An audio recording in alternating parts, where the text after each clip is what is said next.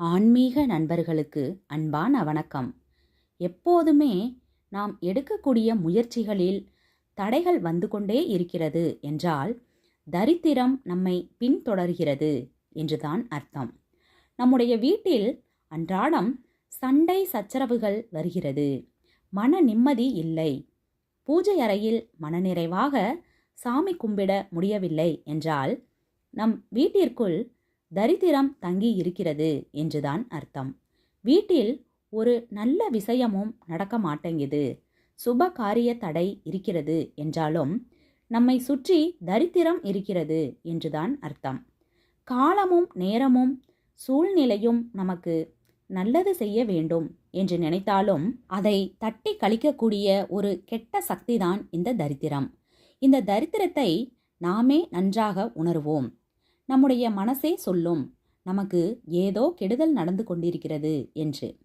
அந்த சமயத்தில் உங்களை நீங்களே அந்த தரித்திரத்தில் இருந்து வெளிக்கொண்டு வர வேண்டும் என்றால் பின் சொல்லக்கூடிய இந்த பரிகாரத்தை செய்தாலே போதும்.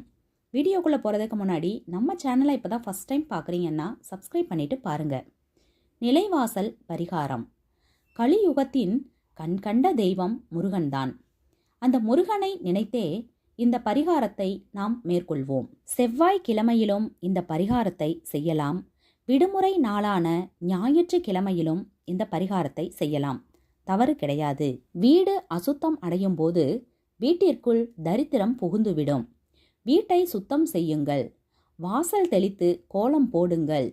பூஜை அறையை சுத்தம் செய்து மணக்க மணக்க பூக்கள் போட்டு எப்போதுமே வீட்டிற்குள் நல்ல ஊதுபத்தி வாசம் இருக்கும்படி பார்த்து கொள்ளுங்கள். பூஜை அறையில் விளக்கு ஏற்றி வைத்துவிட்டு குலதெய்வத்தை மனதார பிரார்த்தனை செய்து கொண்டு ஒரு மஞ்சள் துணியில் இந்த 3 பொருட்களை வைத்து முடிச்சாக கட்ட வேண்டும்.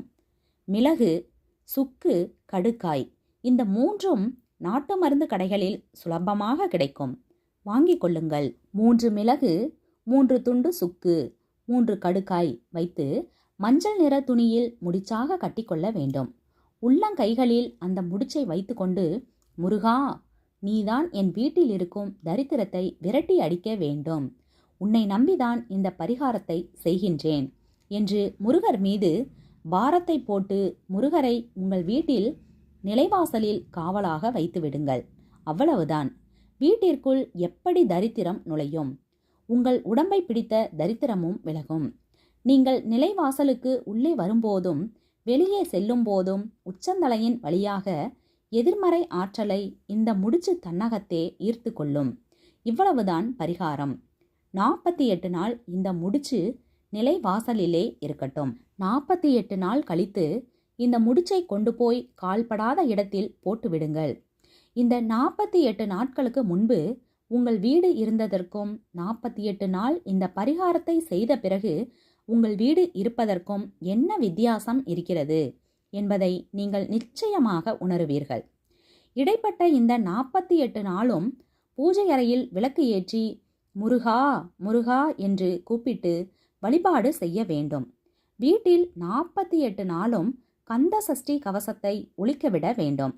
இந்த எளிய பரிகாரம் அனைவருக்கும் நன்மையை செய்யும் என்ற இந்த தகவலுடன் இன்றைய ஆன்மீகம் சார்ந்த பதிவினை நிறைவு செய்து கொள்வோம். இந்த வீடியோ உங்களுக்கு பிடிச்சிருந்தா ஒரு லைக் கொடுத்துருங்க. பயனுள்ளதாக இருந்தால் உங்கள் ஃப்ரெண்ட்ஸ் அண்ட் ஃபேமிலிக்கும் ஷேர் பண்ணுங்கள். இது மாதிரியான பல பயனுள்ள ஆன்மீக தகவல்கள் தெரிஞ்சுக்கணும்னா நம்ம சேனலை மறக்காமல் சப்ஸ்கிரைப் பண்ணி வச்சுக்கோங்க. நன்றி, வணக்கம்.